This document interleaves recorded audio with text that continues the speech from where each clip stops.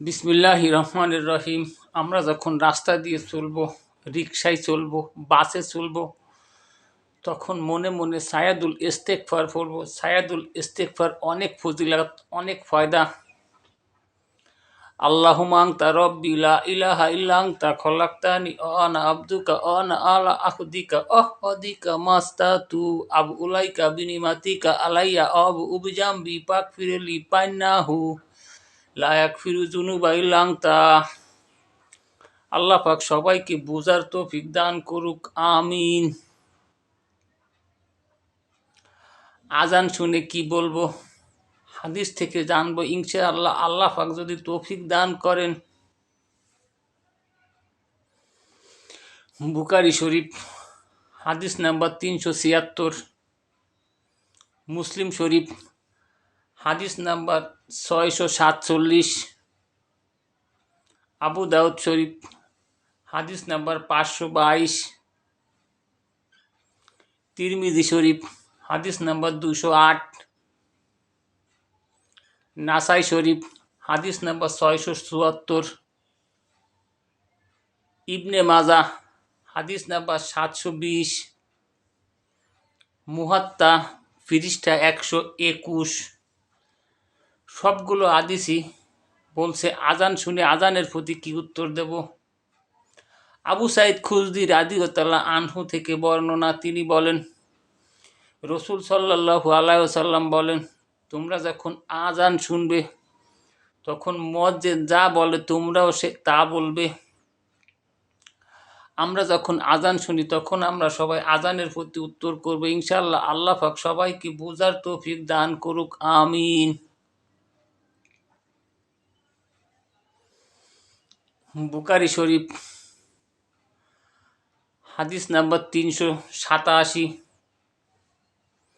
আবু কাতাদা রাদিয়াল্লাহু আনহু থেকে বর্ণনা, তিনি বলেন, রসুল সাল্লাল্লাহু আলাইহি ওয়াসাল্লামের সঙ্গে মাগরিবের নামাজ আদায় করছিলাম। এমন সময় আল্লাহর রসুল শুনতে পান কিছু লোকের পায়ের শব্দ, হুড়োহুড়ি তাড়াহুড়া শব্দ শুনতে পান।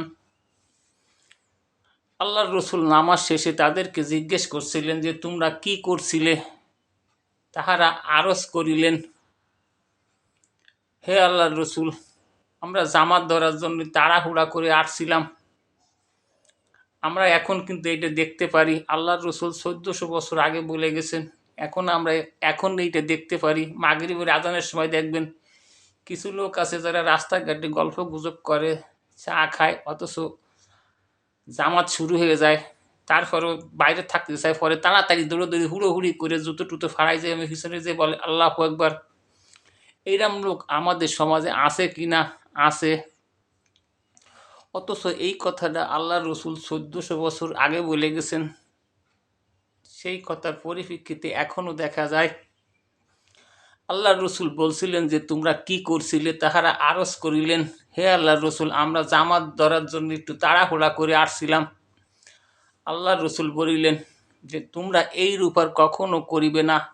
শান্তি শৃঙ্খল আস্তে ধীরে ধীরস্থিরভাবে আসবে। ইমাম সাহেবের সঙ্গে যেটুকু পাওয়া যায় সেইটুকু পড়বে, যেটুকু ছুটে যায় ওটুকু পরে পড়ে নিবে।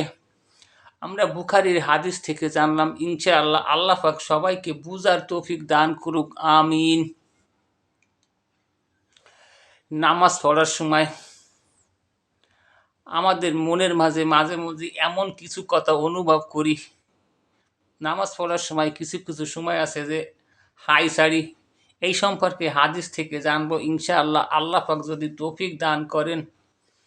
মুসলিম শরীফ হাদিস নাম্বার 248, আবু হুরায়রা রাদিয়াল্লাহু আনহু থেকে বর্ণনা, তিনি বলেন, রসুল সাল্লাল্লাহু আলাইহি ওয়াসাল্লামের সাহাবীদের ভিতর কিছু সংখ্যক সাহাবী আল্লাহর রসুলকে জিজ্ঞেস করলেন যে আমাদের মনের মাঝে মাঝে মাঝে এমন কিছু কথা অনুভব করি যা মুখে বললে গুনাহ হবে।